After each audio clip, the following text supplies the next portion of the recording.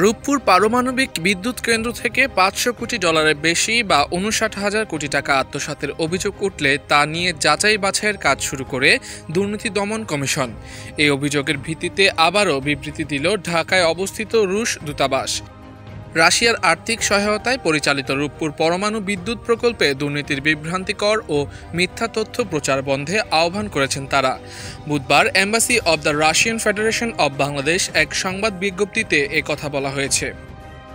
সম্প্রতি বাংলাদেশের গণমাধ্যমে আরএনপিপির দুর্নীতি বিষয়ে প্রচারিত সংবাদ ও তথ্যসমূহকে বিভ্রান্তিকর ও মিথ্যা উল্লেখ করে ওই বিবৃতিতে বলা হয়, এই বিষয়ে আরও অযৌক্তিক জল্পনা কল্পনার অবসান ঘটাতে রাশিয়ান রফতানি ক্রেডিট ব্যবহারের পদ্ধতি এবং রূপপুর এনপিপি নির্মাণে এরই মধ্যে ব্যয় করা অর্থের পরিমাণ স্পষ্ট করা প্রয়োজন বলে মনে করি।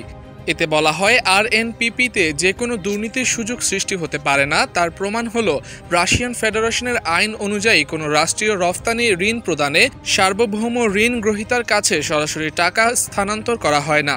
রফতানি চুক্তির অধীনে বিদেশি গ্রাহককে প্রদত্ত যে কোনো পণ্য, কাজ বা পরিষেবাগুলোর অর্থায়ন রাশিয়ান রুবেলে রুশ অর্থ মন্ত্রণালয় রুশ রফতানিকারক সংস্থাকে সরাসরি দেয়।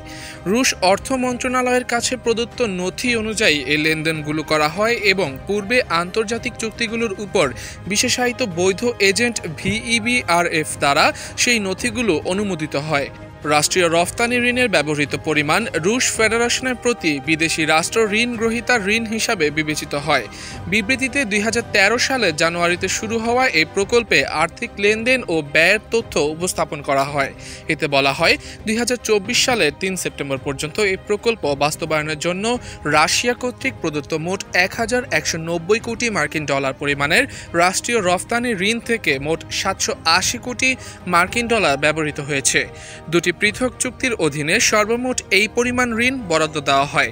এর মধ্যে ২০১৩ সালের ১৫ জানুয়ারিতে করার প্রথম চুক্তির অধীনে ব্যবহৃত $৪৯,১৩,০০,০০০ মার্কিন ডলার দেওয়া হয়। এই ঋণ ব্যবহারের মেয়াদ ২০১৭ সালেই শেষ হয়ে যায়।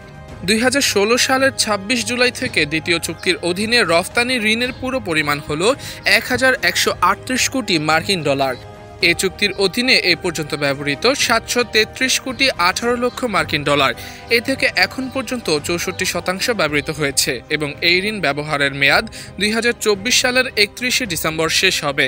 বিবৃতিতে রূপপুর এনপিপিতে দুর্নীতি বিষয়ে প্রকাশিত খবরকে ইচ্ছাকৃতভাবে এই উচ্চাভিলাষী প্রকল্পটিকে কলঙ্কিত করার এবং মস্কো ও ঢাকার মধ্যে স্থিতিশীল এবং পারস্পরিকভাবে উপকারী সম্পর্ককে নষ্ট করার চেষ্টা বলে অভিযোগ করা হয়।